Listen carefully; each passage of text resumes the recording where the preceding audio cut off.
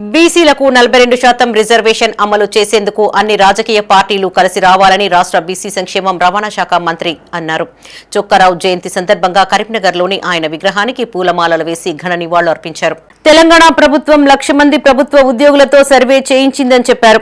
సర్వేలో పాల్గొనని వారికి రిజర్వేషన్ పై మాట్లాడే అర్హత లేదన్నారు. తెలంగాణ రాష్ట్ర ప్రభుత్వం చేపట్టిన బీసీ కుల సర్వేకు మాజీ జడ్జి సుదర్శన్ రెడ్డి కమిటీ ప్రభుత్వానికి నివేదిక ఇస్తుందన్నారు.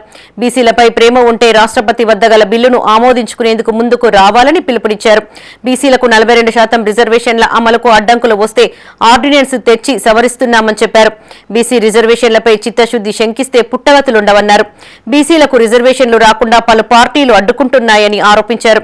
కడుపులో కత్తులు పెట్టుకుని పైకి మరోలాగా వ్యవహరిస్తున్నారని చెప్పారు. ఈ పరిస్థితులపై తెలంగాణ కుల సంఘాలు చూస్తున్నాయని ఊరుకోబోమని తెలియజేశారు.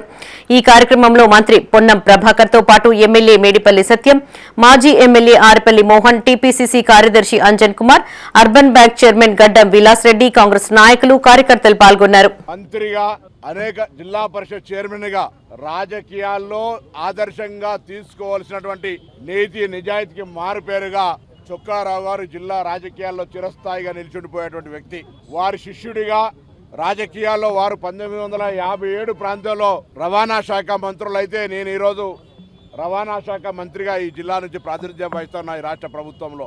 అందుకే మంత్రిగా కాగానే ఎల్ఎండిలో ఉన్నటువంటి రవాణా శాఖ కార్యాలయంలో వారి పేరు పెట్టి అక్కడుండే డ్రైవింగ్ ట్రాక్ వారి నామకరణం చేయడం జరిగింది.